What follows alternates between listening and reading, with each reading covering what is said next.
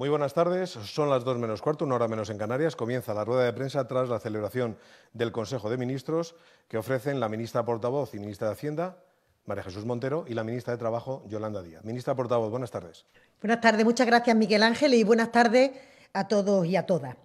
Queremos que nuestras primeras palabras sean, como siempre, de recuerdo y de dolor por los fallecidos durante esta pandemia.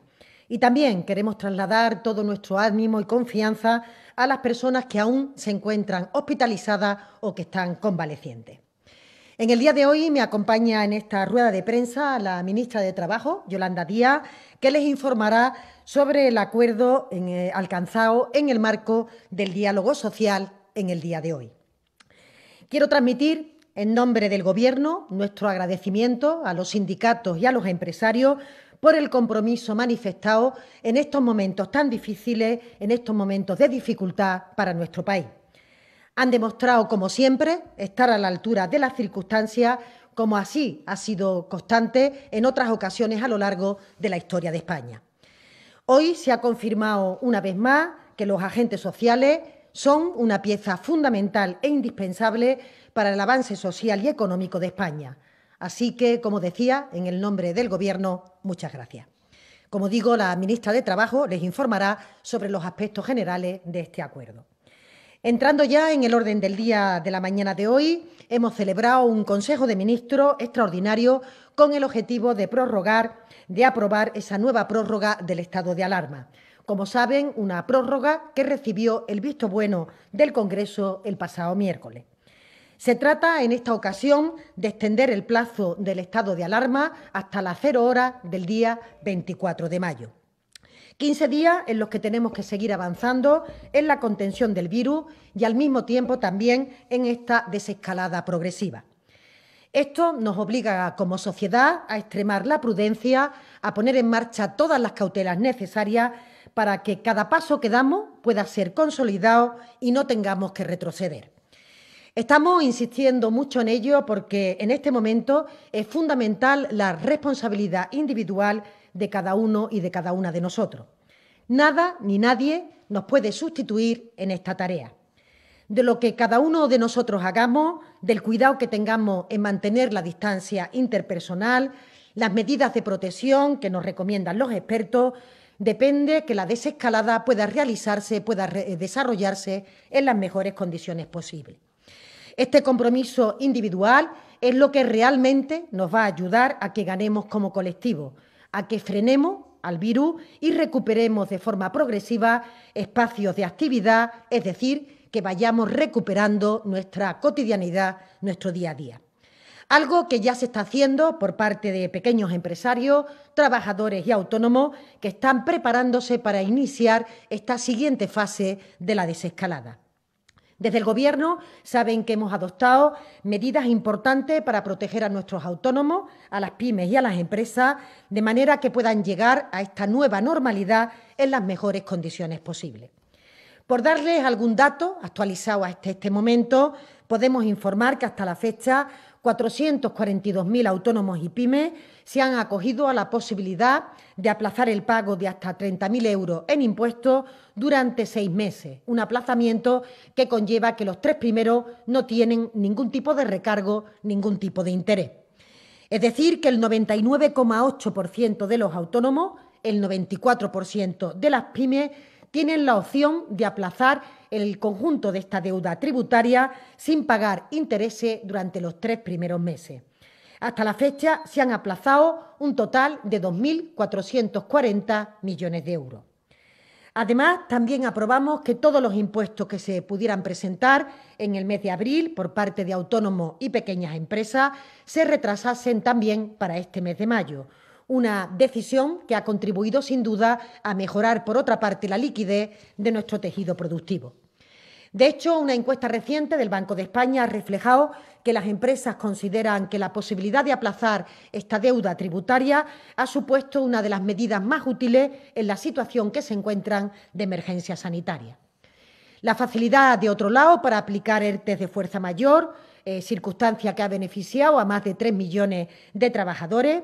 Las líneas ICO de avales que han permitido inyectar más de 40.000 millones a nuestra economía o la prestación extraordinaria por cese de actividad, que ya han cobrado 1,2 millones de autónomos, son otras de las numerosas medidas que están demostrando realmente ser útiles y, por tanto, ser eficaces. Desde el Gobierno vamos a seguir apoyando y acompañando a todas las pymes y a los autónomos. A todos ellos queremos seguir trasladando un mensaje de ánimo y de confianza, porque están demostrando que este país tiene una enorme capacidad de resistencia y de adaptación a los nuevos retos. Y también, como no, que como país somos capaces de superar los obstáculos con determinación y con solvencia si caminamos de la mano y lo hacemos todos juntos, mirando por este interés general. Precisamente para superar con mayor determinación y unidad estos obstáculos, el Gobierno propuso, como saben, al Congreso una prórroga del estado de alarma en la que se incorporaba el compromiso del presidente de reforzar la cogobernanza de la llamada etapa de transición o fase de desescalada con las comunidades autónomas. En este punto, desde el Gobierno saludamos el hecho de que se haya impuesto la lógica, el sentido común y el reconocimiento, como no, del esfuerzo que venían realizando los ciudadanos en un debate parlamentario que era fundamental para proteger la salud de los ciudadanos y las ciudadanas, un objetivo que es prioritario y que tenemos que preservar el conjunto de los responsables públicos. Entrando en el detalle, el decreto de prórroga señala que el ministro de Sanidad, conjuntamente y en coordinación con las comunidades autónomas, teniendo en cuenta indicadores sanitarios, epidemiológicos, sociales, económicos o de movilidad, establecerá estos ritmos de la desescalada. Igualmente, se establece que, en caso de acuerdo, las medidas serán aplicadas por quien ostenta la representación ordinaria del Estado en el territorio, es decir, por los presidentes y presidentas de las comunidades autónomas. Asimismo, como novedad, se incorpora la normal previsión para el desarrollo de las actuaciones electorales, garantizando el funcionamiento de los servicios públicos, responsabilidad también del Gobierno de España. En el día de hoy puedo informarles que, tras recibir las opiniones y las propuestas de las comunidades autónomas, el ministro de Sanidad, Salvador Illa, comparecerá para explicar qué territorios pueden pasar a la fase 1 de desescalada y emprender así este camino hacia la nueva normalidad. Obviamente, será el criterio y la evidencia científica quienes determinarán estos ritmos de la desescalada. Aquí, como hemos dicho en muchas ocasiones, no caben ni intereses partidistas ni cálculos electorales. En estos momentos creemos desde el Gobierno que lo último que necesitan los ciudadanos es añadir ningún tipo de incertidumbre sobre esta cuestión. Es por ello que volvemos a tender la mano al conjunto de fuerzas políticas, porque los ciudadanos lo que esperan de nosotros en este momento, del conjunto de los servidores públicos, es que dejemos a un lado los reproches, las diferencias ideológicas y, por tanto, lo que nos separa, para intentar poner el acento en lo que nos une, trabajar conjuntamente y sacar adelante a un país de una situación que es de extrema gravedad. Los españoles nos mandatan para que nos centremos en sumar ideas, en plantear iniciativas, en cuestiones que ayuden a proteger tanto la vida como la salud del conjunto de los compatriotas y también, como no, a mejorar su situación social, laboral o económica. De eso se trata, de arrimar el hombro en uno de los momentos más complicados, más difíciles de nuestra historia democrática. También por eso celebramos que en el día de ayer se constituyera en el Congreso de los Diputados la Comisión para la Reconstrucción Social y Económica de nuestro país. De hecho, deseamos que empiece pronto a generar propuestas de presente y, sobre todo, de futuro que necesitamos en este debate. Nadie sobra en estas aportaciones y es por ello que el Gobierno se ha empeñado en involucrar al conjunto de la sociedad y al conjunto de las instituciones. Queremos y necesitamos escuchar la voz de los partidos políticos, de las comunidades autónomas, de los ayuntamientos, de los sindicatos o de los empresarios. Tenemos, entre todos, que sentar unas bases sólidas que nos permitan una recuperación justa que no deje a nadie atrás. En este objetivo, el Gobierno pondrá todo su empeño e igualmente nos consta el compromiso de los diferentes agentes para así poder llevarlo a cabo. Pero también necesitamos una apuesta decidida de la Unión Europea. Saben que en el día de hoy se celebra la reunión del Eurogrupo en el que se van a abordar la puesta en marcha de medidas que desde España hemos propuesto, impulsado y, en definitiva, hemos acordado con el conjunto de países. Entre ellas, el seguro de desempleo, dotado con 100.000 millones de euros, la movilización de 200.000 millones por parte del Banco Europeo de Inversiones, fundamentalmente para el apoyo a nuestro tejido productivo, y, en tercer lugar, el que se contemplen también mecanismos y líneas de liquidez para el Mecanismo Europeo de Estabilidad dirigido a los países que así lo necesiten, lo que hemos llamado una triple red de seguridad que necesitamos consolidar, pero también impulsar. El Gobierno de España cree indispensable seguir aunando esfuerzos para avanzar en el Fondo de Reconstrucción que se acordó en la Cumbre Europea del pasado 23 de abril y que también en el día de hoy se trasladará y se trabajará con el Eurogrupo. Creemos que los ciudadanos europeos merecen que el conjunto de las autoridades comunitarias den una respuesta contundente a la mayor emergencia sanitaria en más de un siglo. La Unión Europea entendemos que tiene que estar a la altura de estas circunstancias, facilitando una salida justa de esta crisis para todos los ciudadanos y también para el conjunto de Estados miembros.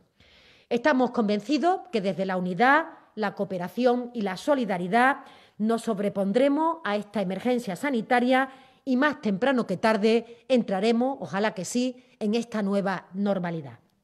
Como dice el presidente del Gobierno, entramos juntos en esto y, por tanto, también tendremos que salir juntos. Muchas gracias y paso la palabra, como decía, a la ministra de Trabajo, Yolanda Díaz, que va a informarle de las cuestiones generales respecto al acuerdo alcanzado en el día de hoy. Gracias, ministra portavoz. Buenas tardes a todos y a todas. En primer lugar, señalar nuestro cariño también con las familias de las personas fallecidas y, por supuesto, las personas que a día de hoy estén sufriendo esta enfermedad. Por tanto, nuestro cariño. En segundo lugar, permítanme señalar que hoy hace 100 años que se ha creado el Ministerio de Trabajo. A día de hoy, el Ministerio de Trabajo y Economía Social. Permítanme decirles que, en nombre del Gobierno de España, quizás no hay mejor homenaje al nacimiento de este ministerio que alcanzar un acuerdo en el marco del diálogo social en una situación de tanta importancia para nuestro país. Creo que el mejor homenaje que hoy han dado los interlocutores sociales es justamente recordar que este ministerio cumple 100 años y que los interlocutores sociales están siempre a la altura de las circunstancias. Permítanme también señalar que quiero agradecer y nombrar a las personas que llevan muchísimos días, créanme, trabajando día y noche para sacar adelante este acuerdo. Quiero nombrar al señor Garamendi, no puede ser de otra manera, por supuesto al señor Cuerva, por supuesto al señor Sordo y, por supuesto, al señor Álvarez. Han hecho posible lo que creo que este país esperaba. Y permítanme decirles que quiero agradecer a la Mesa Técnica de Diálogo Social que durante estos días y horas y noches han trabajado, a todos y a todas ellas. Sé bien de lo que hablo y sé que han trabajado, insisto, por el bien de este país. Por supuesto, a la ministra portavoz y a su equipo, a los vicepresidentes y vicepresidentas y, por supuesto, al presidente del Gobierno, insisto, que han trabajado para que hoy viera la luz. Es importante ponerlo en valor. Es importante porque este acuerdo que vamos a pasar a relatar es muy beneficioso para los empresarios de nuestro país, pero también para los trabajadores de nuestro país. Por tanto, es un acuerdo equilibrado. Vuelvo a resaltar el valor del diálogo social, el valor del acuerdo. En el acuerdo todos y todas cedemos, pero lo importante es que, insisto, en este momento tan delicado, por supuesto, vamos a caminar juntas. Han demostrado los interlocutores sociales, los representantes de las patronales y también de los sindicatos que, una vez más, su compromiso es con su país. Han sabido dejar las diferencias que puntualmente tienen en la representación legítima de sus intereses para ponerse de acuerdo en intentar salvar a nuestro país en una crisis que ya es económica y social. Creo que esto es muy importante. Una vez más, como ha dicho la ministra portavoz, los agentes sociales están a la altura de la historia de su país, se comprometen con quien les necesita y creo que esto es necesario ponerlo de relieve, es de gran importancia. Ellos y ellas han hecho que el pacto social fuera posible. Ha sido gracias a su trabajo y a su generosidad. Y si me permiten, creo que nos indican el camino para la reconstrucción de nuestro país. En síntesis, señalando que el protagonismo va a ser de ellos con el presidente del Gobierno, desde luego sí que algunas pautas de lo acordado en el día de hoy. Pautas que tienen que ver, como son conscientes, con la prórroga de los expedientes temporales de regulación de empleo, también con el compromiso de la actividad, un pacto que es equilibrado porque en su justa medida pondera la protección con también la reincorporación paulatina a la actividad laboral y a la actividad económica. Un pacto que tiene que ver también con la protección social, como ya habíamos señalado, como estamos diciendo, sin dejar a nadie atrás y, por tanto, creo que esto debe ser puesto en valor y, como saben, con los elementos o las características centrales del acuerdo que tiene que ver con el mantenimiento y la conservación del empleo y, por supuesto, también con algunas garantías que han de preservar, pues, por ejemplo, la no actuación en paraísos fiscales o, por ejemplo, también la preservación de que no acudan a repartos de dividendos en los momentos en los que nos encontramos.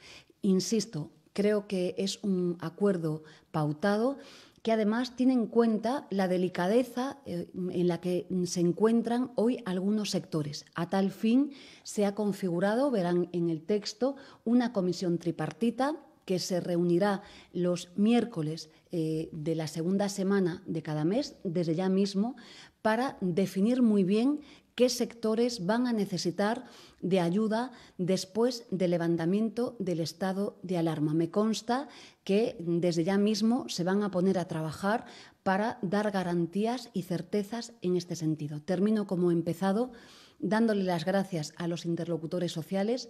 Hoy ellos son los protagonistas y, desde luego, el reconocimiento porque han sabido comprometerse con su país. El acuerdo, en síntesis, supone que nadie queda atrás. Proteger a las empresas, a las pequeñas empresas, a los autónomos, es proteger a los trabajadores. En definitiva, es proteger la economía de nuestro país en uno de los momentos más delicados de la misma. Muchas gracias a ti, ministra. Y si parece, secretario de Estado, pasamos al turno de preguntas. Quedamos a disposición de los medios de comunicación, la propia ministra y yo misma. Vamos allá. Ya están preparados los medios de comunicación y creo que el primero que ya puede preguntar es 5 días. Adelante, 5 días. Sí, hola, buenas tardes. Soy Juan de Portillo, de 5 días.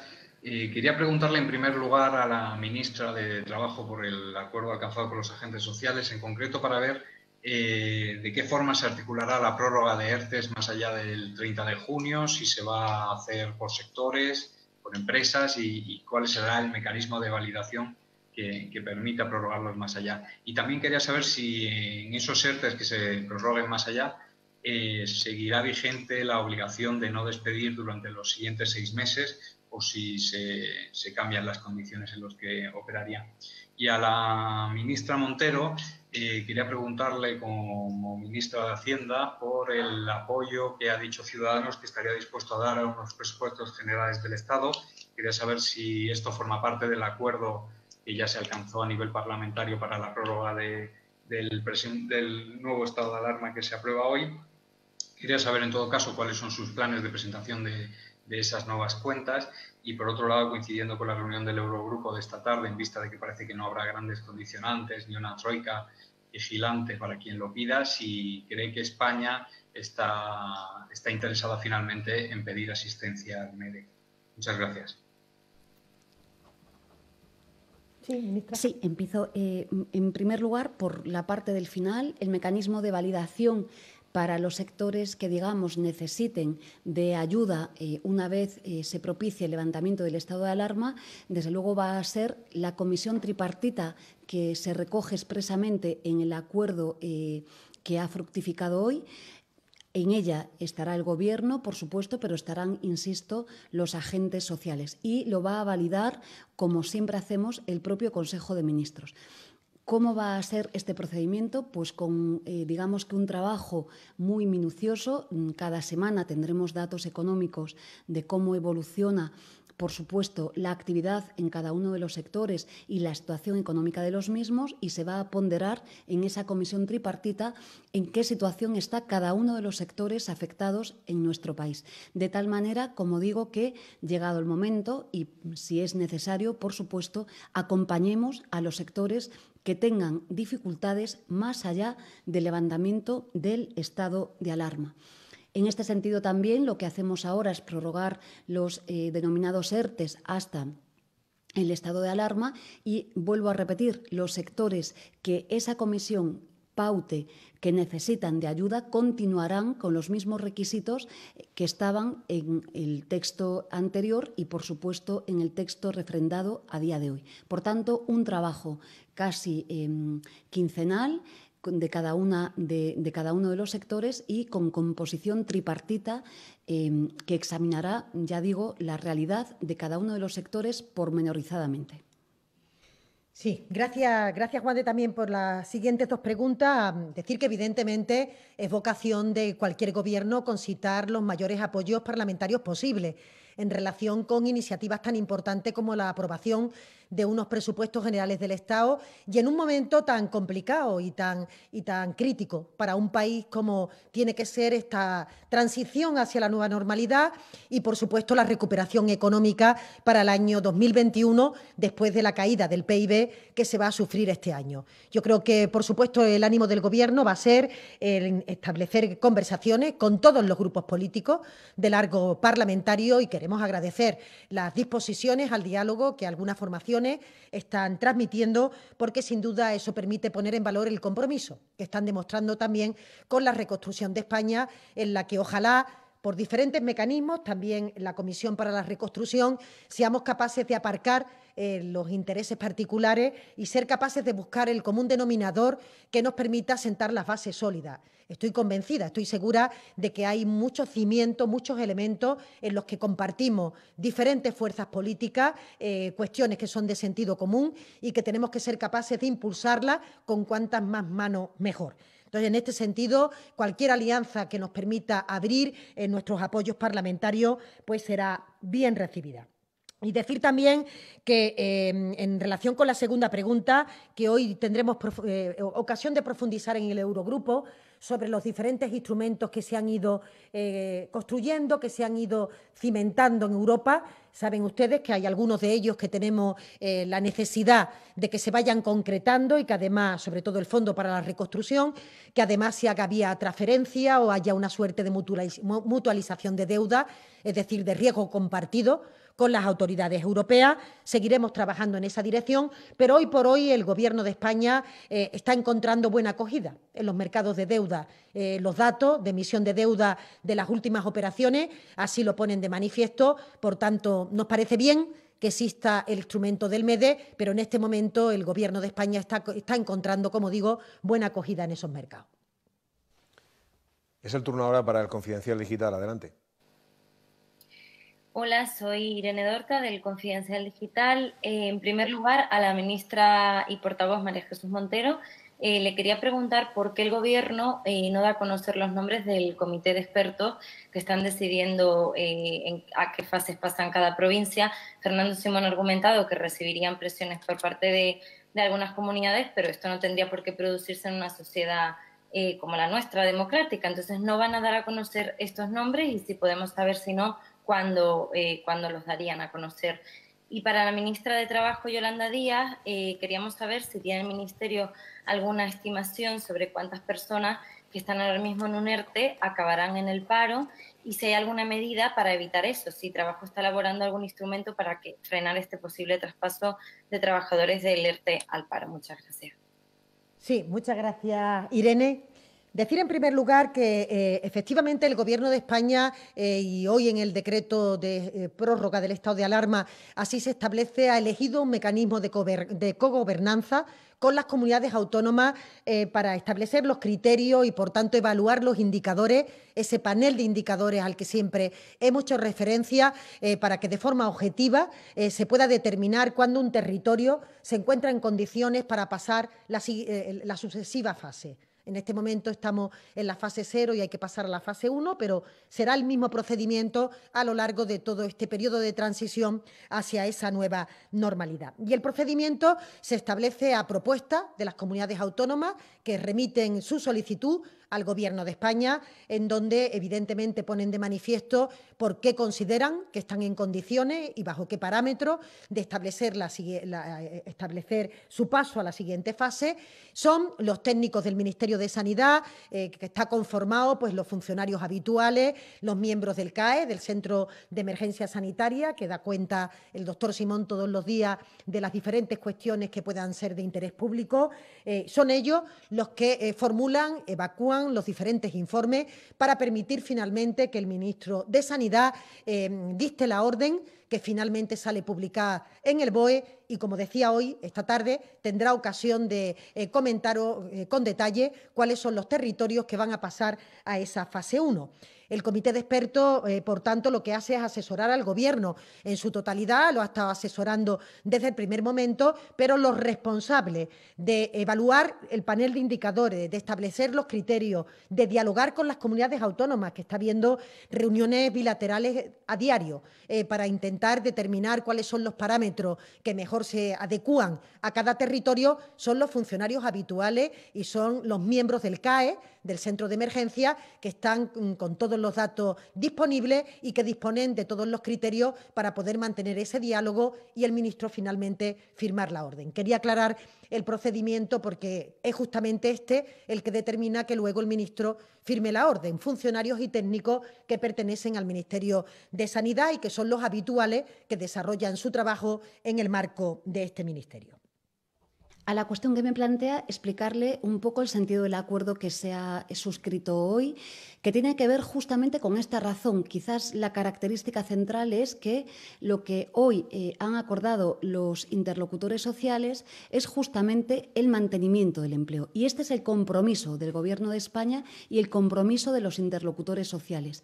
Esto, junto con la reincorporación también de los trabajadores a la actividad que paulatinamente se va a ir ya reanudando en nuestro país. Por tanto, los mecanismos que tenemos, como conocen, son claros.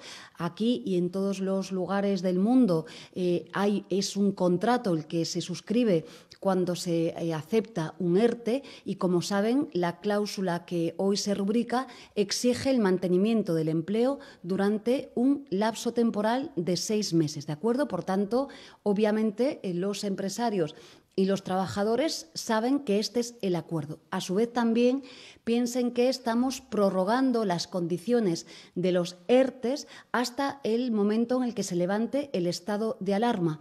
Condiciones que hemos de recordar son muy extensas. Protección por desempleo a aquellas personas incluso careciendo de los requisitos para acceder a la prestación de desempleo, contador a cero, pero recordemos también que las empresas tienen una exoneración del 100% de su cuota a la Seguridad Social y en el caso de que sean mayores de 50 trabajadores, del 75%. Piensen que esto nunca en la historia de nuestro país se había alcanzado. Por tanto, hay mecanismos de adecuación. 2. El acuerdo que hoy desgranamos señala los ERTEs con carácter parcial, es decir, se trata, como es un mecanismo de flexibilidad, que vayan incorporando trabajadores a la actividad laboral y, en este sentido, serán ir saliendo del propio expediente de regulación de empleo con una simple comunicación al Servicio Público de Empleo, es decir, al SEPE. Por tanto, hay mucha flexibilidad, se van a poder ir acomodando, pueden modificar las condiciones que tienen a día de hoy en el ERTE y sí les permite ir pudiendo definir bien el reingreso a la actividad laboral en las diferentes fases que nos vaya señalando, por supuesto, el ministro de Sanidad. Pero fíjense que también a posteriori estamos diciendo que vamos a examinar con detalle los sectores que en nuestro país continúan con la necesidad de prorrogar las condiciones que tenemos desde la COVID-19. Por tanto, insisto, no hay razón alguna para que se propicie el escenario que usted misma estaba señalando. Vamos a examinar sector por sector y veremos de manera cautelosa cuáles son las ayudas que necesiten. Piensen también que en este periodo de transición va a haber una acomodación de las exoneraciones que a día de hoy tienen las empresas y se van a ir modulando en el sentido de favorecer, incentivando la exoneración, que las empresas incorporen a los trabajadores a la actividad laboral. Ahí tendrán también una exoneración de carácter muy relevante. Por tanto, mantendremos las condiciones del ERTE de fuerza mayor, por tanto, con protección de desempleo, pero con protección también para las empresas, pero iremos incentivando con exoneraciones a las empresas que vayan incorporando a los trabajadores a la propia actividad laboral. También una de las herramientas que han suscrito hoy los interlocutores sociales tiene que ver con la necesaria adecuación y la transición de los ERTEs de fuerza mayor a los denominados ETOPs, es decir, ya expedientes por causas económicas, organizativas, técnicas y de producción. Y lo hacemos de manera que tengan carácter retroactivo para que no dejen de estar en ningún caso desprotegidos ni las empresas ni los propios trabajadores. Esta también es una de las características del acuerdo que hoy han suscrito los empresarios y los sindicatos junto al Gobierno. Creo que es muy importante y que es imprescindible esa transición para que las empresas puedan reordenar sus ciclos productivos a medida, insisto, que el Ministerio de Sanidad lo vaya permitiendo.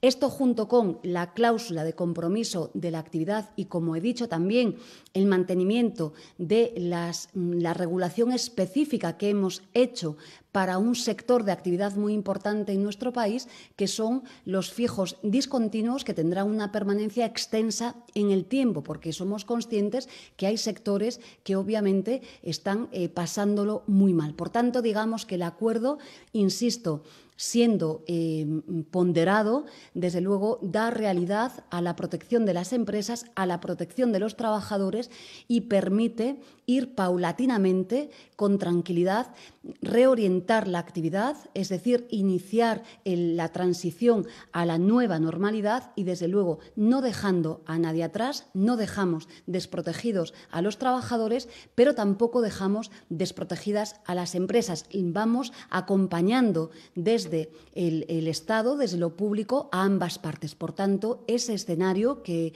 usted describía, desde luego, no debería de darse. Me consta que los interlocutores sociales van a trabajar, ya les digo, desde el lunes para, desde luego, concitar el encuentro y la reactivación de la economía de los sectores en nuestro país. Ahora ETV, Euskal Telebista. Buenas tardes, ministra. A nosotros nos gustaría saber, en caso de que Euskadi pasara a la fase 1, si lo haría en su totalidad o por provincias o por territorios o incluso en zonas más pequeñas. Ustedes dijeron que había zonas que había que vigilar, no sé si las tienen identificadas, si se puede saber cuáles son. La segunda pregunta es para la ministra de Trabajo. ¿Cuándo se va a concretar más cómo vamos a pasar a la fase 1? Hoy hemos conocido que habrá franjas horarias. ¿Cómo se va a conjugar esto con la hostelería, con el comercio? Si se podrá ir a una terraza en una franja que no le corresponde a la persona con el paseo. No sé si los trabajadores les han preguntado más acerca de esto. Y por último, ayer hubo unas imágenes en la playa de la Concha. En Donosti es trasladable al resto de arenales. No sé si van a reconsiderar lo de las playas.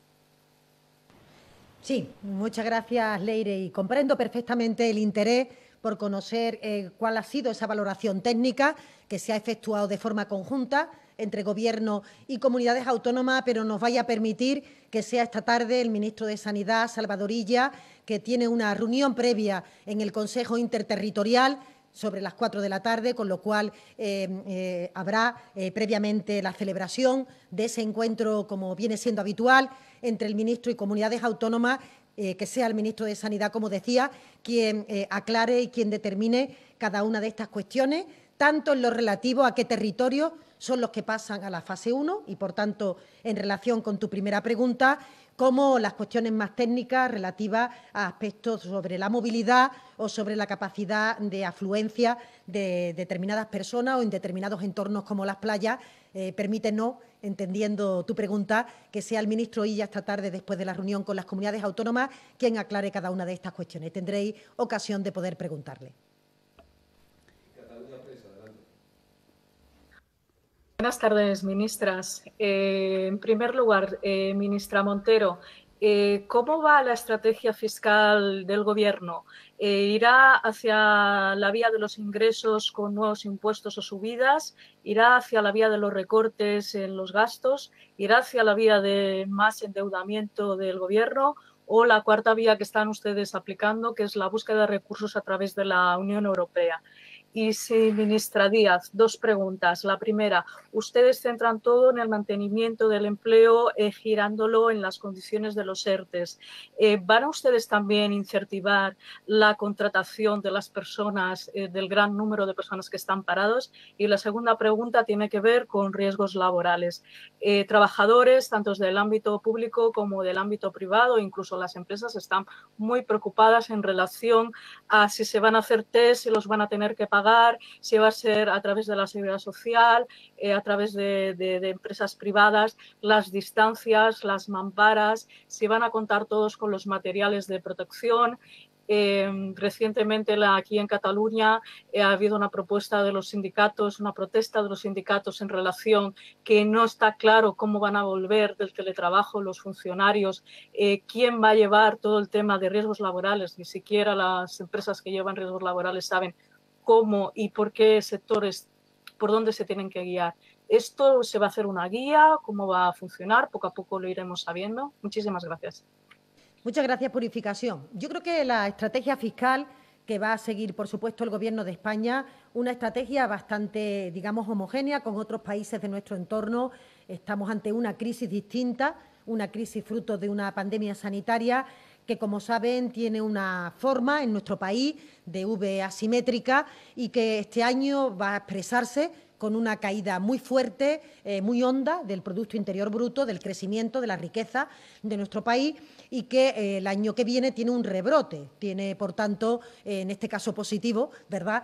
Tiene un despliegue y un despegue que permite, pues, lo que explicamos cuando presentamos la vicepresidenta económica y yo, el plan de estabilidad. Un crecimiento que el Gobierno de España estima en torno al 6,8% del PIB, para el año que viene, pero que incluso la Unión Europea y otros organismos están calibrando en mayor medida de la prudencia que ha marcado incluso el propio Gobierno de España. Es una crisis, por tanto, que no tiene parangón, no tiene comparación con otras que venían, pues, de alguna burbuja que había en relación con el tejido financiero o en el tejido productivo. Aquí se trata de un cierre de actividad, que en la medida en que la actividad se vaya abriendo, se vaya recuperando la normalidad, se vaya también impulsando los hábitos de consumo del conjunto de los ciudadanos de España y de la Unión Europea, pues podremos volver a nuestras tasas de crecimiento del PIB que teníamos justamente cuando el virus nos invadió.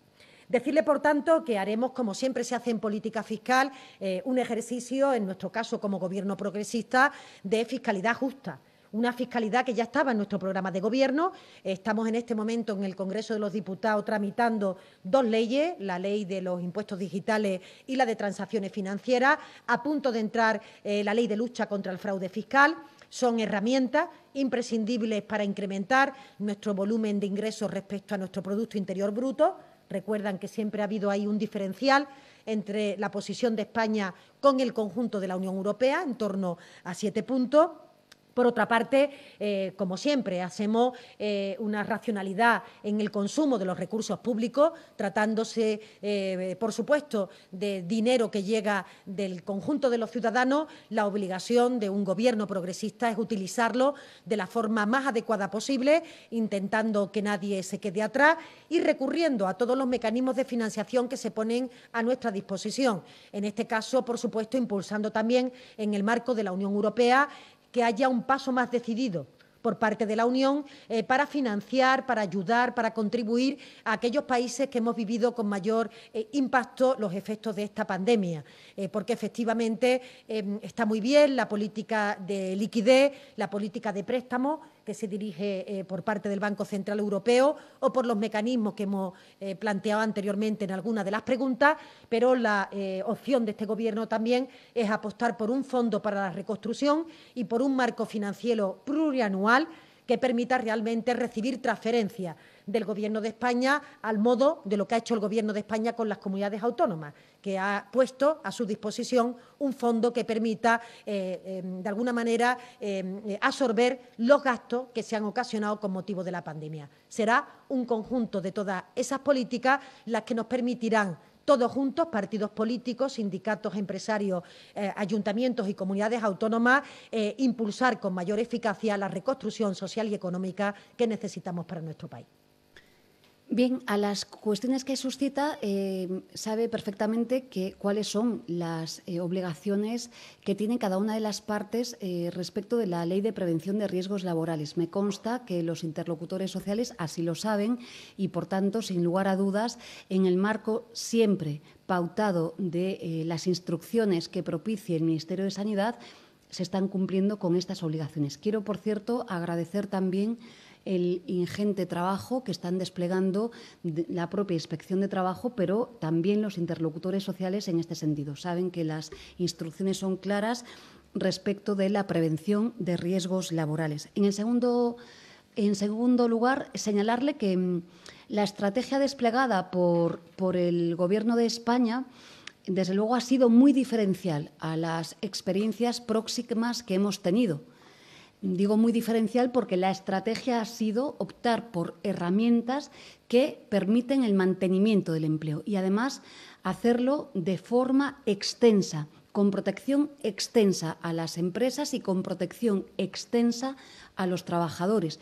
Pero ha sido, además, también extensa en otros sentidos. Fíjense que hemos abordado el periodo de prueba, hemos abordado los fijos discontinuos, hemos abordado a los trabajadores y trabajadoras de la cultura, hemos abordado las trabajadoras del denominado trabajo del hogar, hemos dado protección específica para los denominados, el denominado subsidio extraordinario de desempleo para temporales. Hemos intentado sostener los contratos temporales señalando que se quedaban interrumpidos por la COVID-19, es decir, como congelados, pero a continuación seguía su contrato. Hemos impedido despedir en nuestro país por causas económicas, técnicas, organizativas y de producción.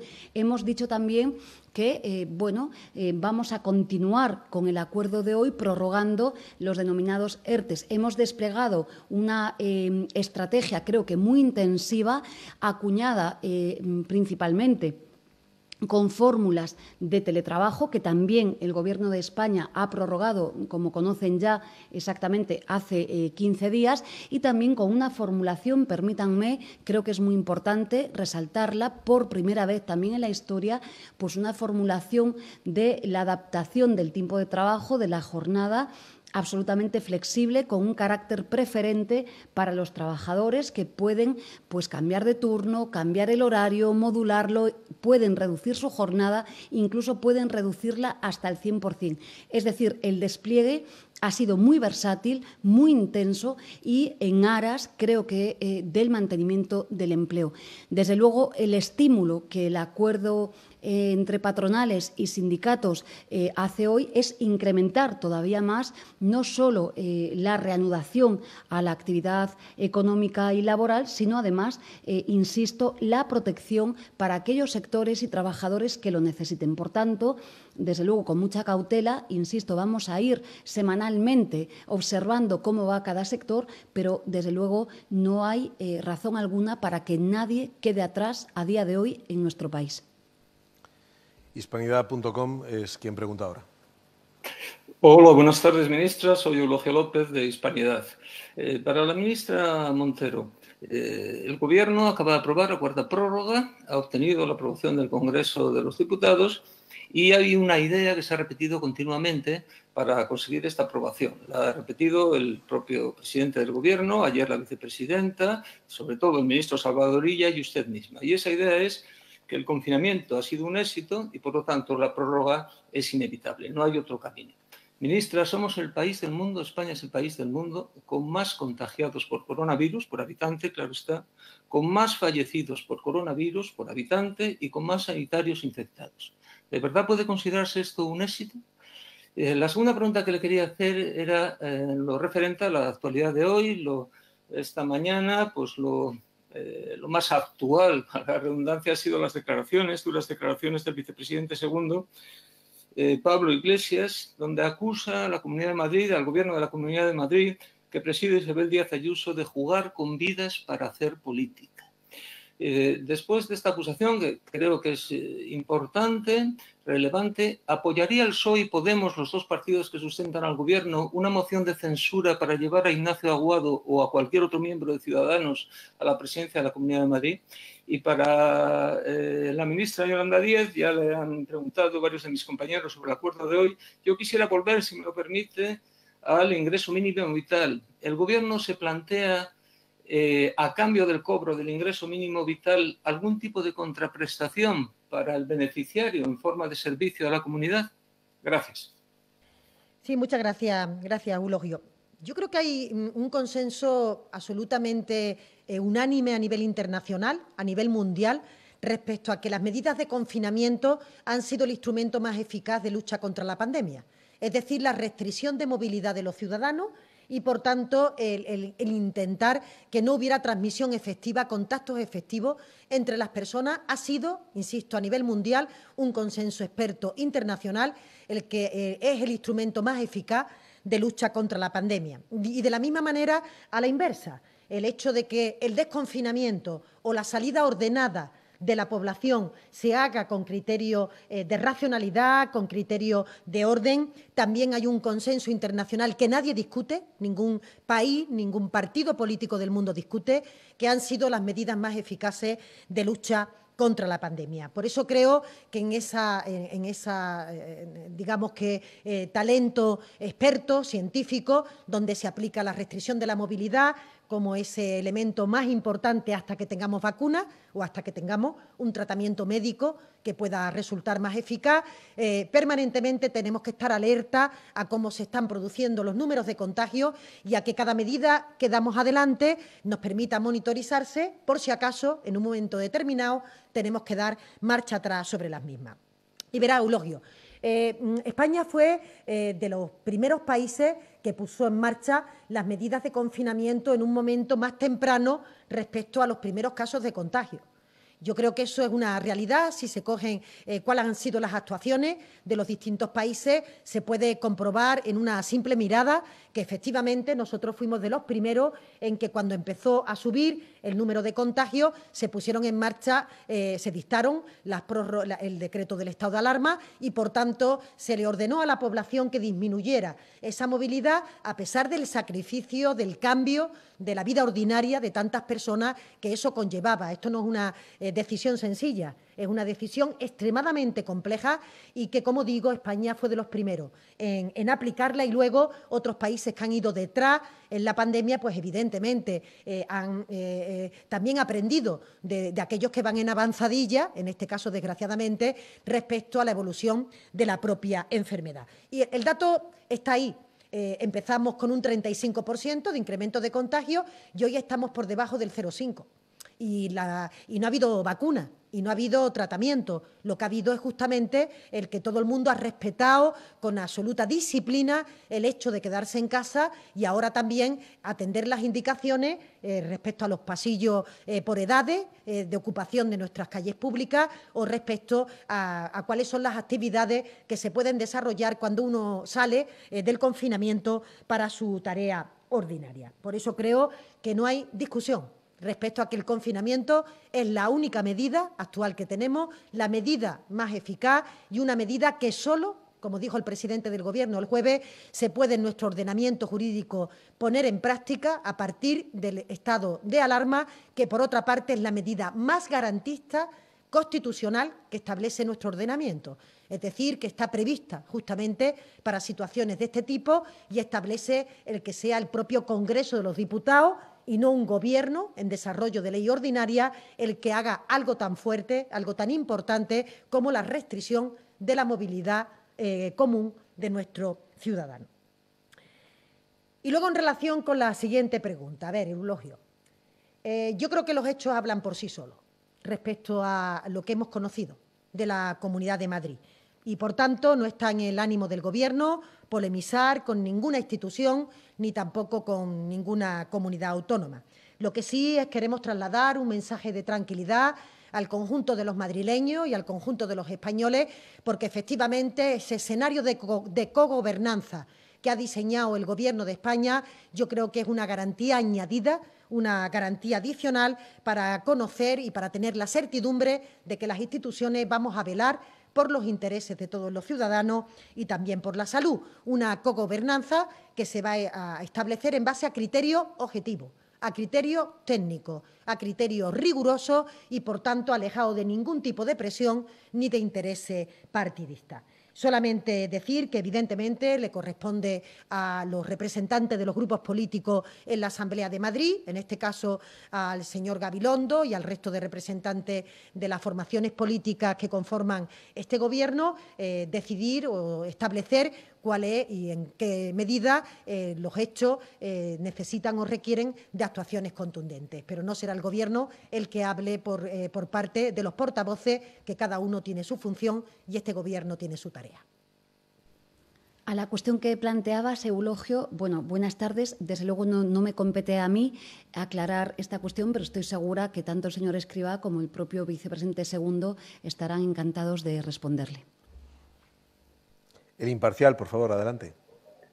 Hola, buenas tardes. Soy Javier Cámara de Imparcial. Quería preguntarle a la señora Montero, ¿qué opina de que el señor Casada hiciera el pasado miércoles un repaso a varias de las medidas que el Gobierno ha aprobado al amparo del estado de alarma, sin control del Congreso, y que muchas de ellas pues, no tienen nada que ver con la gestión de la pandemia por el coronavirus? ¿Cómo valora la aprobación de medidas sin este control parlamentario, así como nuevos nombramientos de altos cargos en estos tiempos de más gasto obligado por parte del Ejecutivo? Igualmente, ayer la ministra Carmen Calvo avanzó que seguramente el Gobierno necesite algunas semanas más de trabajo, lo que invita a pensar que serán solicitadas más prórrogas. Dijo también la vicepresidenta que el Ejecutivo se habrá a negociar el decreto. ¿En qué términos piensan hacerlo? Si puede avanzar algo más al respecto. Y a la ministra Díaz quería preguntarle cómo se puede reactivar la economía y la vuelta al trabajo de forma presencial si continúan cerrados los colegios. Se entiende y de alguna forma se tiene en cuenta desde el Gobierno el problema de la conciliación. Igualmente, ¿cómo piensa sufragar el Gobierno el gran gasto derivado de todas estas medidas sociales que se están tomando desde el inicio de la pandemia? ¿Se plantea establecer un impuesto a la riqueza? Nada más. Muchas gracias. Sí, muchas gracias, Javier. Yo creo que tuvimos ocasión, todos los españoles y españolas, de escuchar a los diferentes representantes parlamentarios, al presidente y al señor Casado, en el debate sobre la prórroga del estado de alarma. Yo le tengo que decir sinceramente que no entiendo la posición del Partido Popular. Yo no entiendo que el principal partido de la oposición no tenga opinión respecto al problema más grave que ha tenido este país desde hace un siglo. Es decir, ¿qué significa la abstención en una materia tan importante como es el hecho de que los ciudadanos puedan salir del confinamiento en una situación de orden que no tire por tierra todo el esfuerzo realizado previamente. Yo creo que no logré alcanzar la explicación que intentó dar el señor Casado respecto a la abstención que demostró su grupo, pero evidentemente ante un tema tan grave todos los partidos que tienen vocación de gobierno tienen una opinión y tienen una oposición y tienen una posición.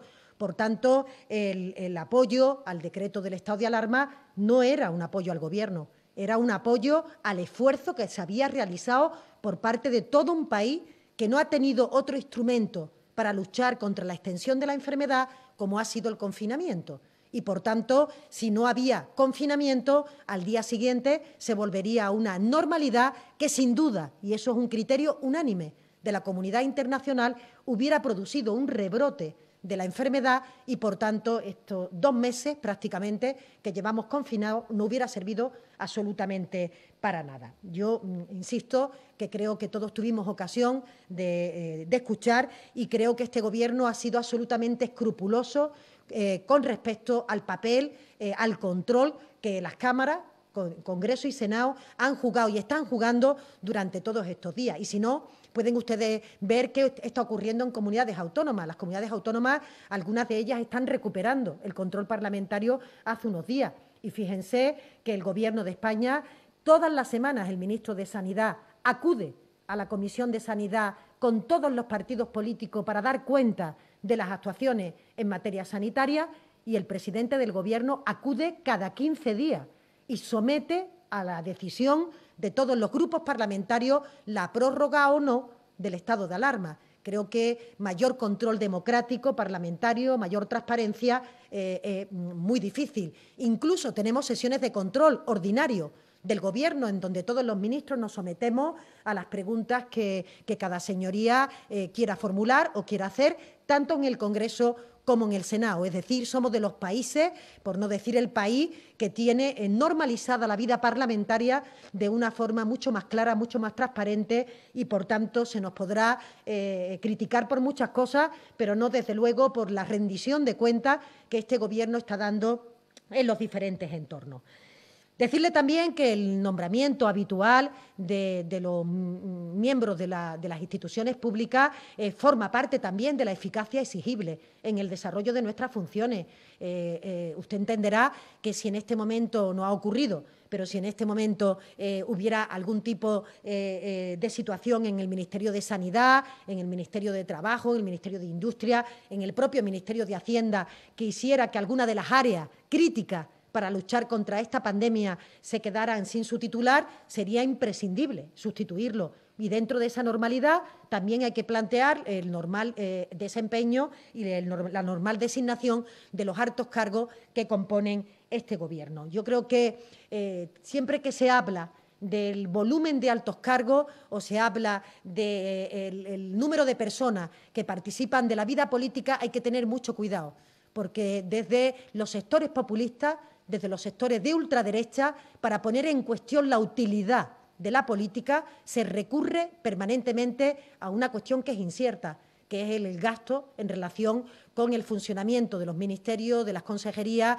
de las concejalías o de los altos cargos. Y eso lo hacen aquellos que justamente lo que hacen es cuestionar la propia utilidad de las instituciones, que son imprescindibles, fundamentales para el funcionamiento democrático. Los que no quieren instituciones las desgastan, las denostan con argumentos tan simples y tan populistas como pueden ser estos. Y, por último, decirle, Javier, que no descartamos la solicitud de nuevas prórrogas y no se descarta porque el instrumento, digamos que es el instrumento adecuado en nuestro ordenamiento jurídico, y hasta que no podamos de una manera definitiva hacer que la población pueda desplazarse con total normalidad, eso sí, respetando en ese nuevo escenario las distancias de seguridad, el lavado de manos, las mascarillas, etcétera, todas las instrucciones de higiene que se han ido trasladando durante todos estos meses, no podremos prescindir de una herramienta que podrá ir incorporando mejoras o podrá ir incorporando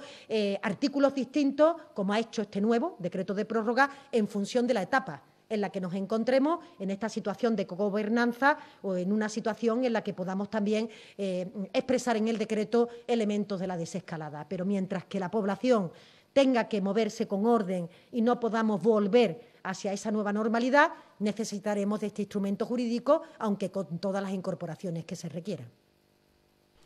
Buenas tardes, Javier. A las cuestiones que planteas, bueno, en primer lugar, vuelvo a señalar que el teletrabajo se encuentra a día de hoy prorrogado y me atrevo a decir que junto con los ERTES y alguna otra medida está siendo muy bien valorado, no solo en el mundo empresarial o del trabajo, sino que ya hay cierto consenso en nuestra sociedad sobre el acierto de la implantación de esta medida que hemos hecho, creo que con mucha prontitud.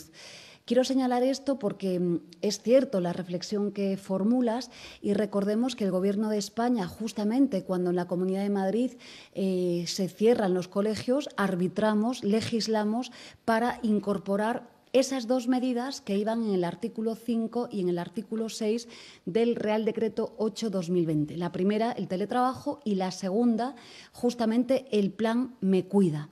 Lo tuvimos tan en cuenta que fuimos, obviamente, comprensivos para poder ayudar a todas las personas que no solamente tuvieran que atender las tareas de cuidados de nuestros hijos e hijas, sino también de las tareas de cuidados de nuestros mayores. Por tanto, arbitramos esa medida, insisto, es la primera vez en la historia que se incorpora un derecho de preferencia al trabajador para poder ordenar el ritmo de su trabajo o incluso la reducción de la jornada. Por tanto, con prontitud, insisto, la desplegamos y también esta medida se encuentra a día de hoy prorrogada. Pero es cierto la reflexión que propicias antes de la pandemia, permítanme que lo recuerde. Yo misma había comparecido para señalar que teníamos que modificar y adecuar la normativa en nuestro país para legislar sobre el trabajo a distancia. Recuérdenlo, el artículo 13, incluso les dije que queríamos ratificar el convenio 177 de la OIT. Lo decíamos antes de la pandemia, si me permiten, con mayor urgencia, si cabe, ahora a la vista, ¿no?, de la experiencia que tenemos, de las utilidades del denominado teletrabajo, desde luego urgiría legislar también en este sentido en nuestro país. He comparecido hace escasos días en la Comisión de Trabajo y Economía Social y había coincidencia en prácticamente todos los grupos sobre la necesidad de redefinir esta modalidad de trabajo. Y, por otra parte, también ha quedado claro, a la vista de las reflexiones que señalabas, que necesitamos legislar y hacerlo bien y con diálogo social sobre el tiempo del trabajo y los cuidados en nuestro país. Creo que el Gobierno, de manera precautoria, en aras a que los colegios siguieran cerrados, desde luego, por esta razón hemos prorrogado el denominado Plan Me Cuida. Pero, insisto, creo que hay cierto consenso ya, por lo menos en la Comisión de Trabajo y Economía Social, sobre los aspectos que tienen que ver con el tiempo del trabajo, los cuidados y también con el trabajo a distancia. Pregunta ahora a Radio Galega. Solo la escuchamos, pero esperemos que el audio sea bueno. Adelante. Buenas tardes. El señor Illa dijo ayer en la Comisión de Sanidad que trataría de publicar las órdenes ministeriales con una mayor antelación que hasta ahora para que las personas y las empresas pudieran estar preparadas para la fase. Va a ser hoy cuando conozcamos todos los detalles y tal vez nos pueda adelantar si habrá unidades territoriales distintas a la provincia. En el caso de Galicia se proponía hacer un confinamiento, o sea, la desescalada por áreas sanitarias y no por provincias, y además se planteaba que las personas se pudieran mover por toda la comunidad autónoma y no dentro de su área territorial. No sé si nos puede avanzar algo de alguno de estos aspectos. Y luego, en relación con Madrid, habla de cogobernanza en la toma de decisiones, pero parece que en este caso hay discrepancia con la comunidad autónoma. ¿Qué va a pasar finalmente? ¿Podrá pasar de fase? Y, por último, si me permiten una más, el cambio de horario de los niños, ¿será solo para las comunidades autónomas que lo hayan pedido o se podrá plantear por unidades territoriales de confinamiento, provincias, áreas sanitarias, pues la que sea finalmente en cada lugar? Sí, muchas gracias. Y efectivamente, como comenté anteriormente a alguna de tus compañeras o compañeros, el ministro Illa esta tarde va a responder a todas las cuestiones que tienen que ver con las órdenes ministeriales que se van a publicar entre el día de hoy y el día de mañana, pero que el ministro dará cuenta en el día de hoy, y nos consta que la mayoría de las comunidades autónomas, cuando han hecho la solicitud de cambio de fase, han establecido la provincia como unidad territorial. Creo recordar que 3 de ellas, que detallará, insisto, esta tarde el ministro, las que han planteado un elemento distinto, una unidad territorial distinta a las provincias. Decir que, por otra parte, también él hablará del horario de los niños, pero que se ha formulado o se ha solicitado sobre todo por aquellas comunidades autónomas donde está apretando el calor. Fundamentalmente Andalucía, en donde en este momento ya en las horas centrales del día existen altas temperaturas y, por tanto, por supuesto, el Ministerio de Sanidad ha estudiado y está estudiando conjuntamente con Andalucía si los horarios de salida se pueden adaptar a una circunstancia que no es común y que no es homogénea en el conjunto del territorio. En la medida en que esa situación se extienda, pues evidentemente también en ese marco de cogobernanza se podrá estudiar para que no haya ningún tipo de perjuicio por ocupar también nuestras calles y nuestras ciudades en las horas centrales del día. Y en relación con los temas de cambios o de cuestiones que se puedan introducir en las nuevas órdenes, permítenos que sea esta tarde el ministro de Sanidad, porque previamente va a tener una reunión con las comunidades autónomas donde informará sobre estos extremos y posteriormente, conjuntamente con el doctor Simón, podrá contestar a todas las preguntas que se le puedan plantear. Vamos ahora a Radio Rumana. Adelante. Hola, buenas tardes. Soy Ana María Damián de Radio Nacional de Rumanía. Tengo 2 preguntas, una para la ministra portavoz. Según los cálculos de los sindicatos, hay 1 millón de personas que no cobran nada porque no cumplen los requisitos y me imagino que muchos de ellos son las personas que vemos diariamente que hacen colas para recibir comida de las asociaciones. ¿Tiene el Gobierno alguna medida para esta gente? Y para la ministra de Trabajo, ¿por qué cuesta tanto hacer una regularización de los inmigrantes vinculada a los permisos de trabajo? Porque esto significaría más dinero para las arcas del Estado, ¿no? Gracias. Sí, muchas gracias, Ana María. Y yo creo que es importante resaltar que este Gobierno y este país ha puesto en marcha un conjunto de medidas que componen lo que venimos a denominar en sentido coloquial nuestro escudo social, de las más dinámicas, de las más importantes y sobre todo de las más protectoras del conjunto de los países que desgraciadamente estamos viviendo o estamos sufriendo esta pandemia. Y me estoy refiriendo a la regulación en materia de los ERTE que ha comentado mi compañera, la ministra de Trabajo, que está haciendo que personas que no tenían derecho a la prestación, bien porque no habían cotizado el tiempo suficiente o bien porque no tenían los requisitos, están cobrando y seguirán cobrando este tipo de prestaciones, personas que no tenían derecho al desempleo, personas que se le acababan los contratos de trabajo, colectivos que no tenían protección por parte del sistema de seguridad social, ella lo ha mencionado, entre ellos empleadas de hogar, otro tipo de colectivos, los autónomos, con una prestación por cese de actividad. Es decir, creo que no existe ningún país que haya puesto en marcha en tan poco tiempo un paquete de medidas más completa para que ningún ciudadano se pueda quedar atrás. Dicho esto, todavía hay un grupo de personas en las que, porque no han tenido ocasión de tener trabajo previo o porque vivían previamente una situación de desigualdad que se puede ver agravada con motivo de la pandemia, el Gobierno ha agilizado una de sus cuestiones, digamos, más importantes que tenían el acuerdo programático, como es la puesta en marcha del ingreso mínimo vital, una garantía de renta para el conjunto de la ciudadanía española que permita que hogares sin ingresos, que personas que tengan pocos ingresos puedan llegar a un umbral de recursos que permitan una vida con dignidad, una vida en condiciones para combatir sobre todo nuestro problema que más obsesiona al presidente, como es la pobreza infantil.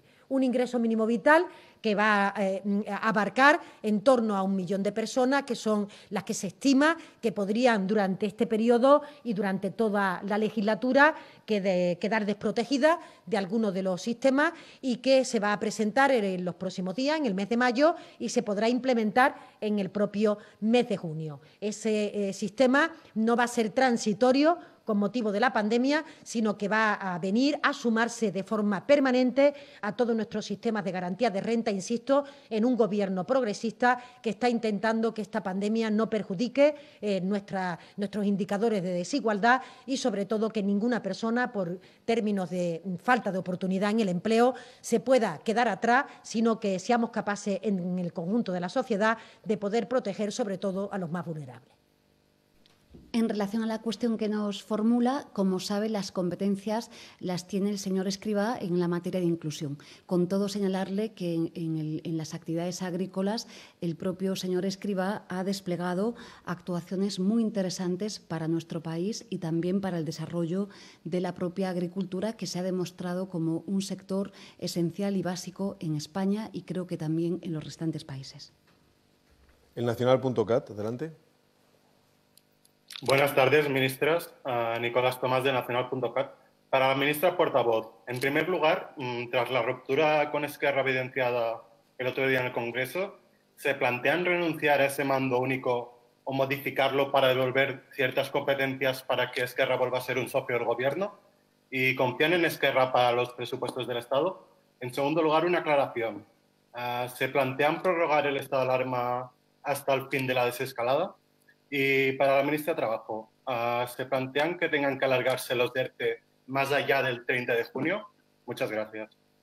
Sí, muy rápidamente, Nicolás, en relación con la primera cuestión, decir que, por una parte, el decreto de alarma que se aprueba en el día de hoy, después de las enmiendas que se incorporaron en el Congreso de los Diputados, incorpora, entre otras cuestiones, un sistema de cogobernanza con las comunidades autónomas, por tanto, de discusión conjunta, de evaluación conjunta de los indicadores objetivos de ese panel integral que habíamos definido, que permite de forma objetiva determinar los territorios, en qué momento se encuentran, en qué fase de la desescalada se encuentran y, por tanto, cuáles son las medidas que pueden desarrollar y cuál es la movilidad que se pueda aplicar. Por tanto, hemos ido avanzando en materia de que efectivamente los ciudadanos puedan tener una mayor movilidad y el decreto de alarma, que no contó con el apoyo de Esquerra Republicana de Cataluña, ya establece la cogobernanza como sistema para evaluar el conjunto de los indicadores para determinar en qué momento se encuentran los territorios. Diría más,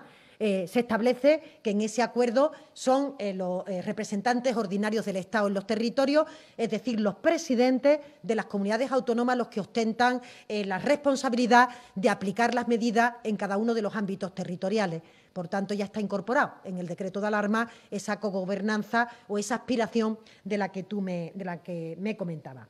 Decir que, efectivamente, consideramos que, evidentemente, la mayoría que este Gobierno contó para obtener la investidura del señor Sánchez y las diferentes leyes que se han ido tramitando en el Congreso tiene vocación incluso de poder ampliarse. Por tanto, por supuesto, cualquier formación política puede en un momento determinado no compartir determinada iniciativa legislativa, lo cual no significa en absoluto el que no vaya a compartir otras medidas y el que no vaya a seguir trabajando este Gobierno de forma absolutamente denodada por intentar que toda o la gran parte de las formaciones políticas aprueben cualquier medida, sea en materia de ERTE, sea de prórroga del estado de alarma o sea en materia de las figuras fiscales que en este momento están en tramitación en el Congreso de los Diputados. Y aprovecho para decir que es vocación del Gobierno, antes se me olvidó contestar esta pregunta, presentar el proyecto de presupuesto en tiempo y en forma, una vez conocida mejor también la profundidad de esa crisis económica. Por tanto, esta es nuestra voluntad y lo que sí veremos es cuánto tiempo necesitamos tener restringida la movilidad de los ciudadanos para conocer qué tiempo tendrá que estar vigente el estado de alarma. Eso lo iremos viendo en función de las etapas que vayamos desarrollando en esta desescalada, pero sí es obvio, como quedó manifiesto el jueves, que para que realmente esa movilidad se pueda desarrollar de forma ordenada y esté restringida, el instrumento constitucional garantista que está a disposición del Gobierno es la solicitud del estado de alarma, que la tiene que aprobar el Congreso de los Diputados y no una ley ordinaria que no contaría con ese reforzamiento de aprobación del Congreso de los Diputados para cuestiones tan graves como la restricción de los derechos fundamentales. Como les decía antes, lo que hacemos en el acuerdo del diálogo social de hoy mismo es prorrogar los ERTES hasta el día 30 de junio. Pero hemos dicho también que con carácter previo constituimos una comisión tripartita que va a examinar de manera quincenal cada uno de los sectores económicos y de los sectores laborales para ir percibiendo cómo y en qué estado se encuentran estos sectores económicos y, por supuesto, el sector laboral.